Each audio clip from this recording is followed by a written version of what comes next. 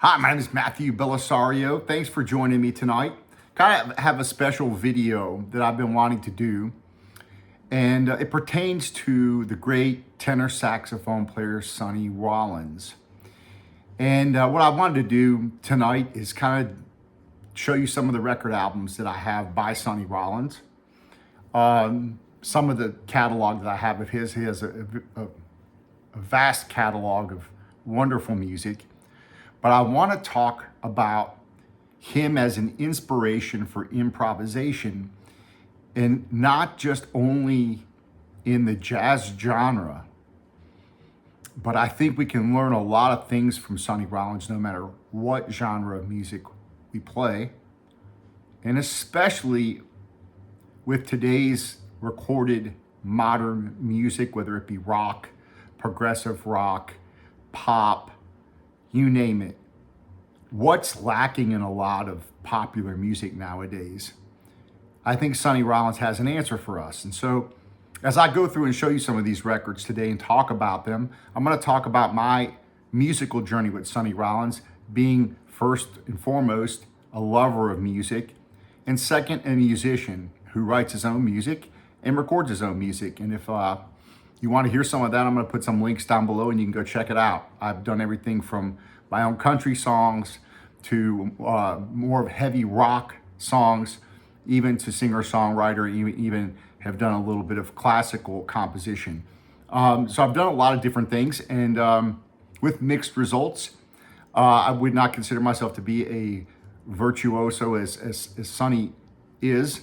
But I think that there's a lot to be learned here. So I'm going to just kick it off and just dive right into this. And I'll be showing you several record albums that I have in several of his albums and talk about what Sonny Rollins can teach us today, both as a lover of music and as for musicians.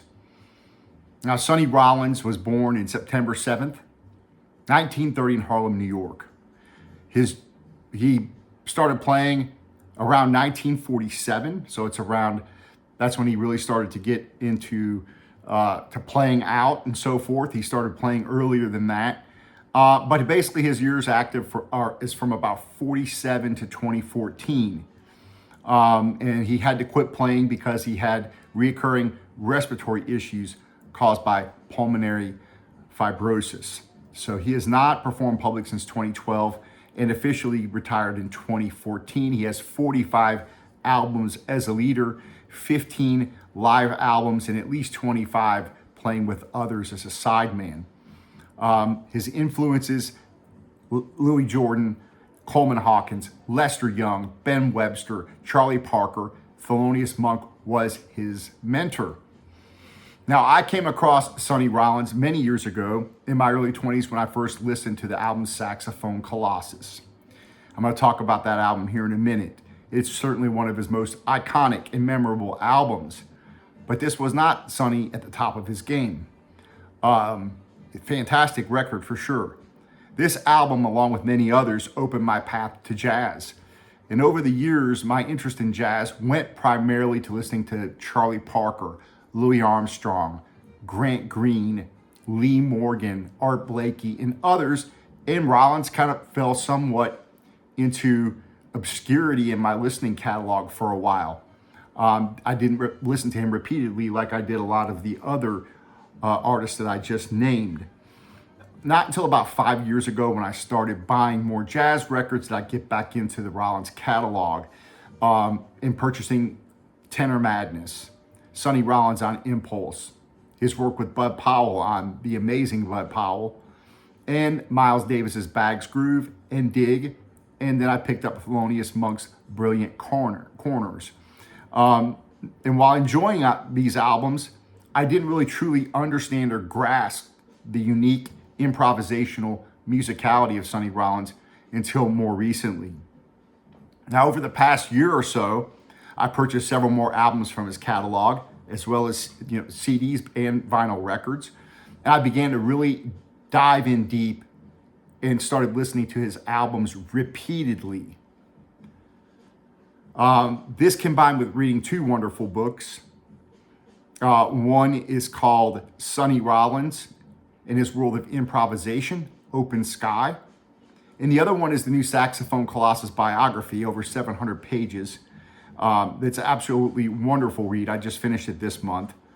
I highly recommend that. This gave me a great appreciation for his music, but also his work ethic, his creative intellect, and him as a person, his art of playing music in the moment, improvisation, something we're sorely missing in today's music, unless you're listening to jazz.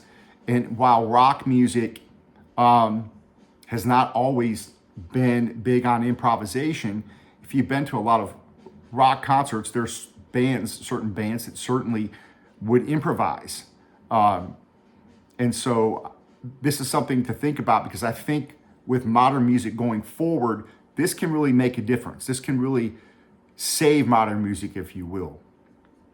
So I've been playing music since I was 19 years old. I play guitar, bass guitar, a bit of piano. I sing, I play a little percussion. I played a lot of covers in my life, in bars and things like that. And I've written music across several genres. Since my early 20s, I've been listening to jazz regularly. But outside of being a diehard fan of listening to the music, I had not gone musically in that direction. In other words, I didn't play jazz. There's several reasons for this. One, growing up and listening to and then primarily playing rock music, metal music, and the blues, I had not developed an ear to play jazz. That's number one. Number two, jazz is something that I can appreciate as a pure fan, if that makes sense. Because in other music, whenever I listen to it, rock music or blues or progressive rock, I'm always analyzing it. And sometimes analyzing things when you're listening to it overshadows the joy of just listening to it. And so I think if I played jazz earlier in my life, I wouldn't have appreciated it as much, if that makes any sense. Now I've begun to start to play jazz on guitar. But at this point, the music I compose is more suited to rock music or progressive rock or singer-songwriter. So I have kind of like too much vexation and outrage in my music, addressing certain things in the world in my music that is more conducive to other genres than it would be to traditional jazz. Now that might change in the future. But for me, listening to jazz musicians like Sonny Rollins is a way to hear music unobstructed by personal musical influence, if that makes sense. Now, I want to reflect a little bit on Sonny's vast catalog, both as a leader and a collaborator. Sonny's catalog is a treasure trove. If you've not dug into his catalog, I certainly recommend that you do so. It can provide you years of listening pleasure, but also great wisdom when it comes to music. So when you follow his career, so I really recommend reading Saxophone Colossus. It's a 700-page biography, and really digging into his catalog, because you can follow his career and hear how he develops over time, over the course of these recording sessions. And while Sonny may not look at his recording career as favorable as us fans look at it, he's very critical of his recordings. And I think all of us are kind of like that are musicians. We record our guitar solo or whatever, and we go back and listen to it. We're like, I could have played that better. But if you give yourself a little bit of time and then go back and listen to it again later on, and you kind of take an outside perspective, you're like, oh, that doesn't sound too bad. I don't know if I would change it or not. But anyways, you can hear how it really just develops as a musician and as a human being. So his first recordings start in 1949 and on the Savoy label and the Blue Note labels. One with Fats Navarro, one with Bud Powell, and one with J.J. Johnson. And I think there's one other in that early recording period of 1949, 1950. Sonny's only about 19 years old on these dates. His playing is very good, but it's not as developed as you'll hear on later records like Way Out West or Tenor Madness. Of course, with the earlier recordings, being a sideman He didn't get as much time to develop solos or to improvise very long, but he was able to learn from these legends he was playing with, Bud Powell, for example. And he was able to just step in, play a solo, and step out. Not being a leader gives you time to learn. And so he says what he needs to say in his brief solos, and then he steps out. Again, he's playing with giants on these early dates. He's just getting his footing, so he's more in the shadows than he would be once he becomes a leader.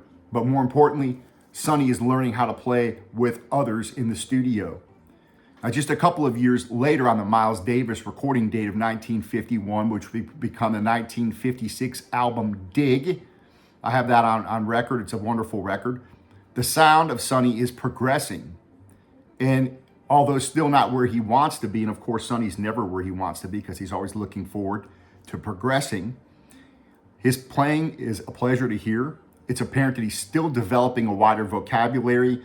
His tone on the reed is still not developed to a mature level. Then we move forward just a few years to 1954, where he records Bag's Groove. Here, Sonny contributes 3 songs, Erigen, Oleo, and Doxy, which are now all considered jazz standards. So in just 3 years, Sonny's kind of moved up to a completely different level, in my opinion. He's not composing his own tunes. He seems to be focusing on melodic improvisation. He's expanding his vocabulary and his tonal articulation. And when you get to 1955 and look at Sonny's third solo work called Work Time, you're going to hear a completely different guy once again. Here it is on CD. When you listen to There's No Business Like Show Business, the tone quality of his horn is more clear. He now is able to play longer solos, and he takes advantage of that. He has a more extensive vocabulary. His virtuosity is improved. He expresses himself more freely. The tone quality of his horn is more powerful, more articulate. And it's really unbelievable how much he progresses just throughout the rest of the 50s. Let's talk a little bit about a couple of the albums. Here's one of the earlier ones, Modern Jazz Quartet. This would be his first as a solo leader, leading his own band. And this would be 1953. And this is a wonderful record. I do highly recommend it. And again, it's Sonny still getting his footing, still learning, but it's certainly worth having. Now, what I see happening now on the next 3 albums, you've got Clifford Brown and Max Roach, which he plays 3 albums with. And I have some of them are on this 2-disc set here that he plays with Max Roach and Clifford Brown. This is a wonderful album. But he records 3 albums in 56 and 57, and that's with Max Roach and Clifford Brown. Of course, Clifford Brown dies in a tragic car accident not long after that, and that falls apart. 1957 boasts 2 wonderful albums for Blue Note, Sonny Rollins Volume 1, which I have here, and Sonny Rollins Volume 2, which I have right here.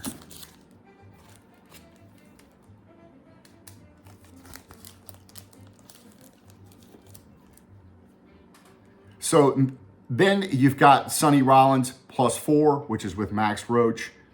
You've got Tenor Madness, which is an absolutely, of course, iconic record. If you don't have that, this is one of the essentials.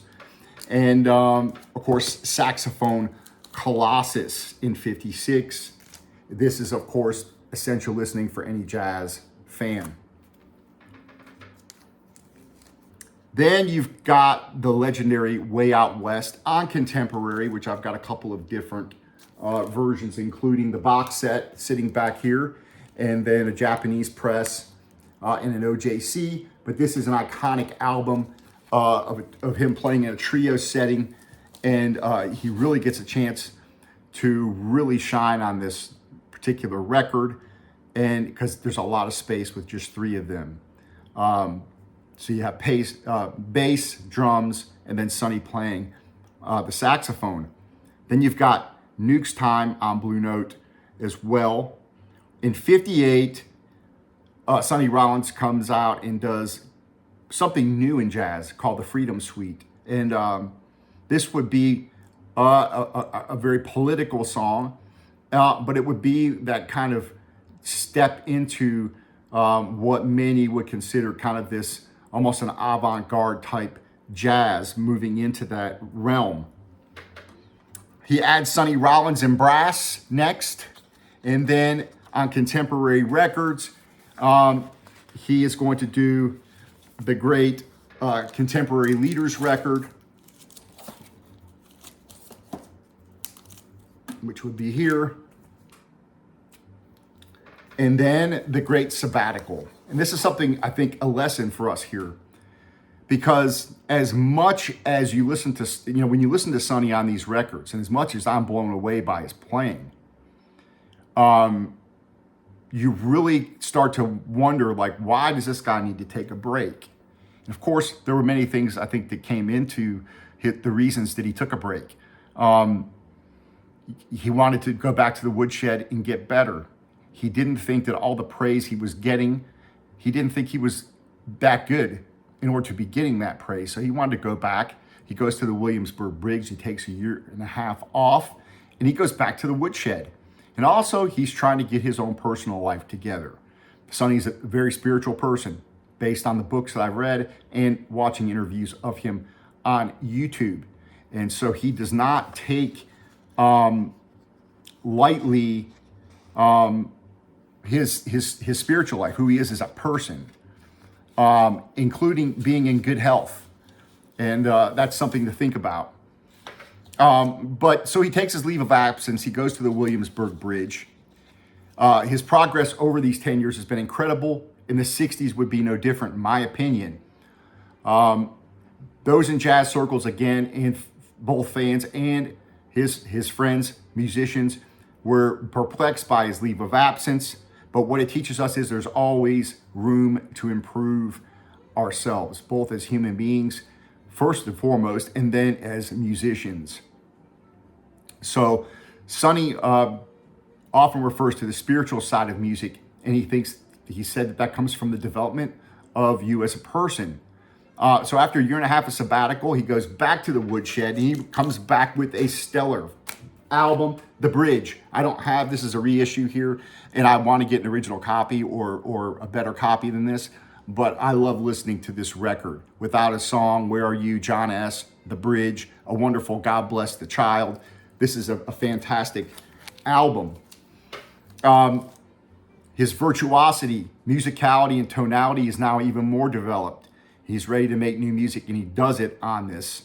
Another album that I would recommend listening to is the Live in the Netherlands. Live reissue. It's really not a reissue. It's a unreleased concert. It's called Rollins in Holland on Resonance Records. I recommend picking this up. You can still pick it up online at a good price. Sound quality on the first LP is pretty good. It kind of goes down a little bit on the second, but it's well worth getting and well worth listening to, because you hear Sonny where he likes to be, which is on the stage playing live in the moment. And that is, where jazz music really shines. Here in Birmingham, we have a wonderful live jam session on Tuesday evenings, which I've done a documentary about. And that is where you hear the most engaging jazz, the most engaging music, because these guys are getting up there and they're doing improvisation. They're trying to improvise off the melody, are doing harmonic or rhythmic improvisation, and it's wonderful to hear. And that's where Sonny's most comfortable. He's not as comfortable in the studio. Now, I can go on and on about Sonny's immense catalog and many more great albums of the 60s, like Sonny Meets Hawk, The Standard Sonny Rollins on Impulse, his soundtrack, Alfie. In the 70s, he has some good albums, Easy Living, Don't Ask. And in the 80s, you've got Love at First Sight, Sunny Days, and Starry Nights. Those are all great albums. And despite what I view as a move away from the traditional jazz mold during the 70s and 80s period, his musicality, his creative mind was still flowing. He's still growing. I believe in the later years, the best albums to pick up are these Sonny Rollins road shows. So let me show you these. Volume 1, 2, 3, and 4 I have on record, which I'll show you here in a moment. But these are all fantastic, taken from different live shows. This is Sonny in his later years, still kicking butt and taking names. And this is the Holding the Stage Volume 4 road shows. Wonderful album. 2 record set, if you can find it. It's pretty hard to find. But let's go into, let me talk about this 1964 album from on the RCA label. It's called Now's the Time, recorded in 1964. The 34-minute album is really a sonic treat. I have 2 different versions of it, a Japan pressing and a US reissue. This is one of my favorite records. And I think it probably wasn't one of Sonny's favorites. But for me, there's a ton that I've learned from this particular album. First of all, I've had this on my turntable a lot. I've been listening to it streaming in my car a lot, just digesting it. And even though the songs are shorter, around 3.5 or 4 minutes, there's something to be learned by listening to what Sonny does and all the players on the record. You really hear them improvising, and they're intense because I think they know that they're limited on time. Back then, these record companies wanted shorter tracks that they could promote. They were more easily digestible by the masses. And I think that Now's the Time is a very accessible record for those new to jazz. This is one of my top albums now that I would recommend to those that are getting into jazz, is this album, because they're 3 and 4 minute songs, 5-minute songs. They're very easy to digest, but they're very intense. And Sonny plays very intense on this. So not only is there, outstanding playing by Sonny, but you have the engaging piano playing of Herbie Hancock on this, the bass playing of Ron Carter and Bob Crenshaw, who would play with him for years on here, that are worthy of study. And then the incredible drumming of Roy McCurdy. The drum fills, like on Blues and Boogie on this, are absolutely fantastic. When you listen to the 52nd Street theme, you'll be blown away by the intensity of Sonny's playing. In the improvisation, in the interaction between the players is really breathtaking. You can listen to how Sonny Rollins holds a single note towards the end of the song 4 on here.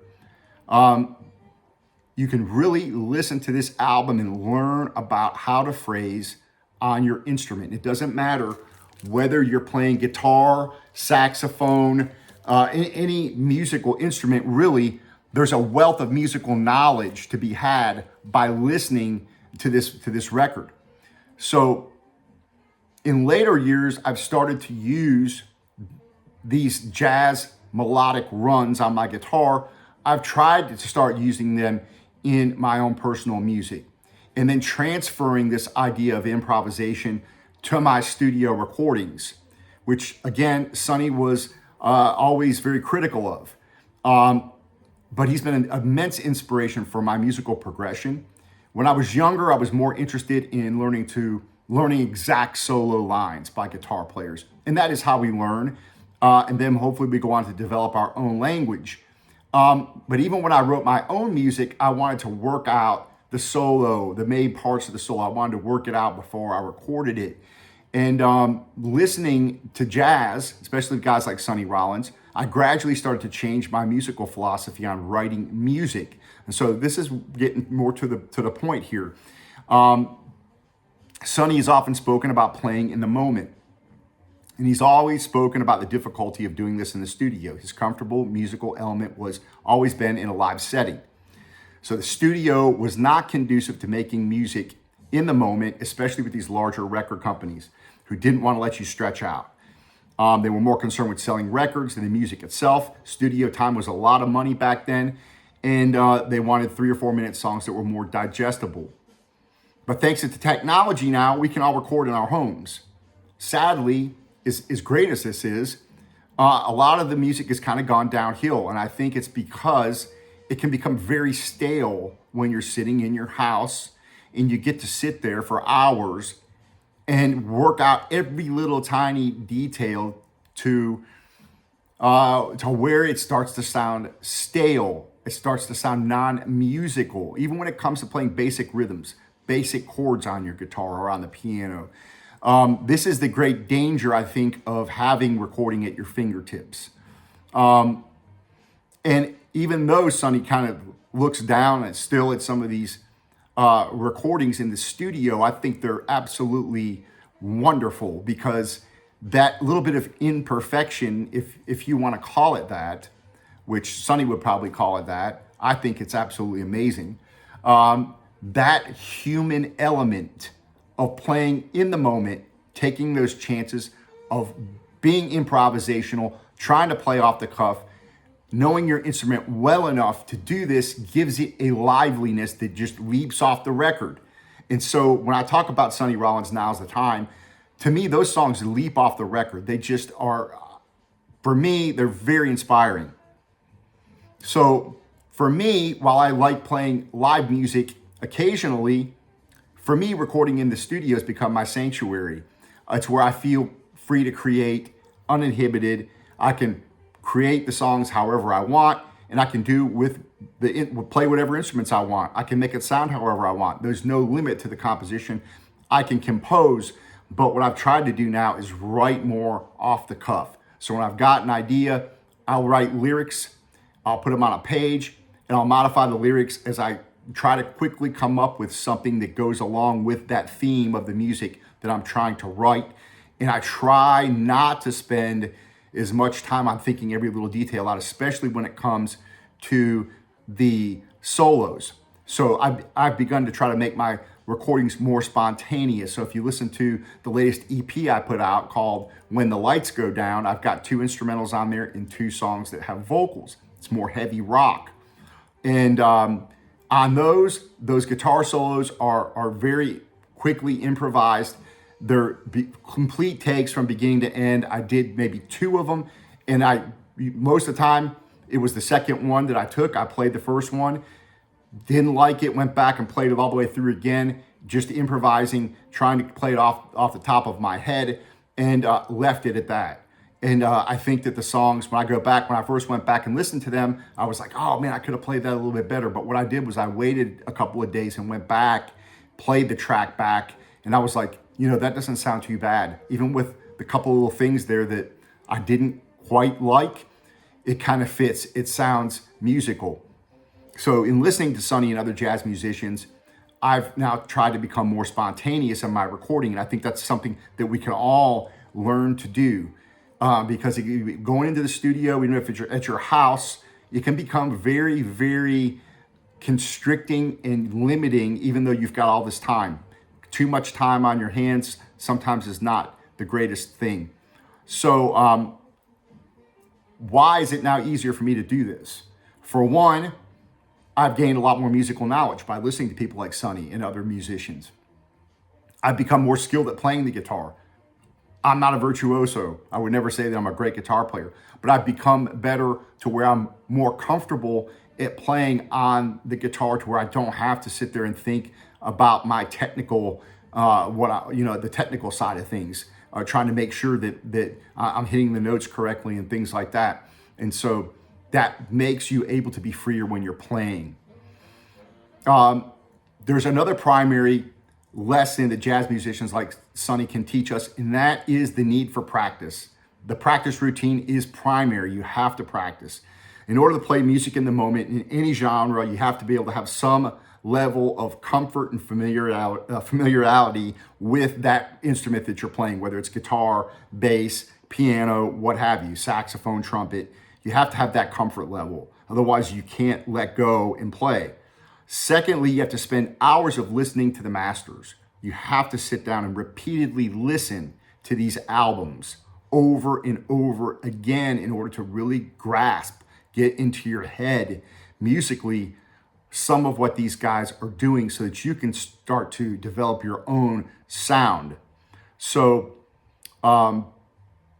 right now, you can stream anything you want on the internet. And I think that that's good and that's bad. And the reason I'm saying that is the level of virtuosity has been increasing.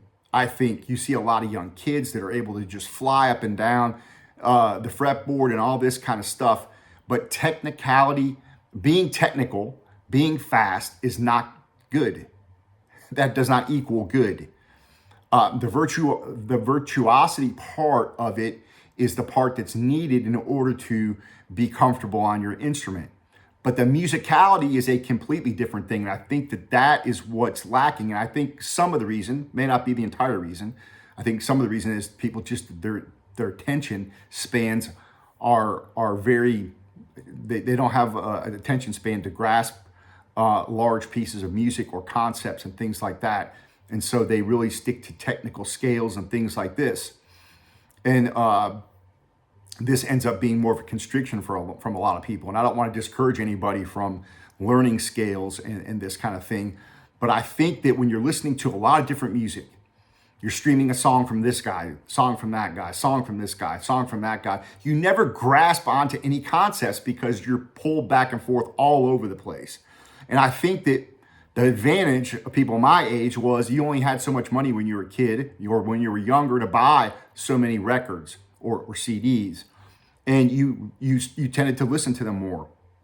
You played them over and over and over and over and over again, like I've done with this Now's the Time, Sonny Rollins, listening to it over and over and over again till you start getting these things in your head.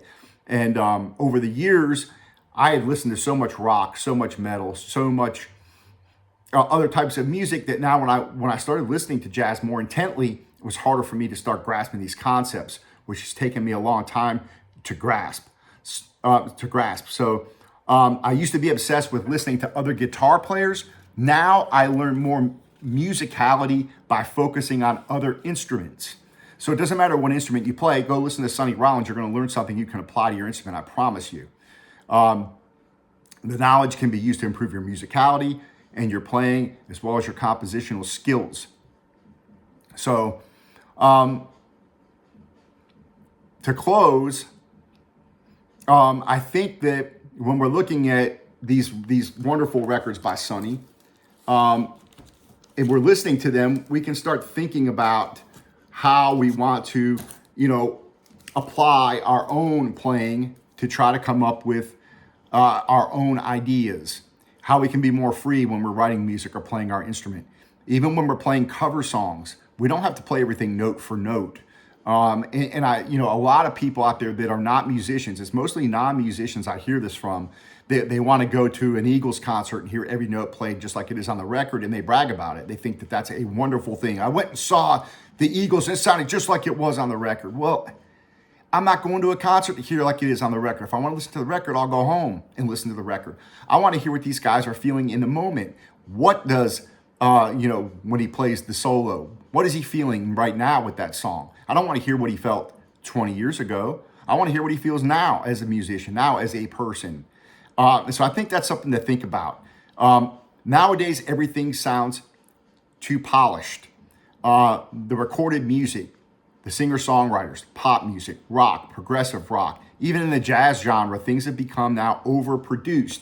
These albums, despite their limitations, are not overproduced. They are very, very good sounding records, but they're not overproduced. Most of these albums, like I said, the music jumps off the record at you. So everything sounds too polished nowadays, too perfect, void of any emotional musical engagement.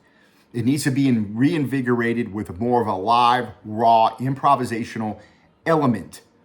And this has steadily been pushed out of recorded music over the years. And there are some great albums that have been well thought out, well recorded, things like that. I'm not putting that down as a whole. But what's happened is that's become the be-all, end-all of recording music, is this perfectionist idea. No chances are being taken in the music being recorded. the tracks are being recorded over and over and over again until it's this perfect thing, or what the person imagines to be a perfect take, because it's never a perfect take. I can tell you that. It becomes human, it becomes engaging, and that's what becomes musical, something that speaks to the heart. So we're no longer looking for that live acoustic sound that recorded music originally sought to reproduce on records for the music lover. So most recordings now, and not all of them, again, there's some great recordings being made, but a lot of the recordings that are coming out are very lifeless sounding, almost void of the human element, giving away to an electronic presence that's no longer under the creative management of the musician. It's almost like the musician's being driven by the technology, and that's, in my opinion, the wrong way to go. It's become the musician's substitute, having all this electronic stuff. So I believe that when we look to these musicians like Sonny Rollins, regardless of genre, we can bring back this human element to music. Sonny Rollins has always said that he's never made the perfect record, that he was always seeking to make. He was always striving to make better records. But in my estimation, this quote-unquote imperfection is the greatest thing about these albums that Sonny Rollins and others have made. It's what makes Sonny so good, that he can take being an imperfect human being, he can give us so much enjoyment by playing music in the moment and growing and improvising. And that changes as he changes as a person. And so no matter how imperfect these albums may be, especially according to Sonny, for me, they're pretty good. You know, some of them are the best ever recorded among us mere mortals. And that's certainly more than enough inspiration for those of us that are recording music and playing music today. So that's my little dissertation. I'm sorry it took so long, but I hope that you got something from it.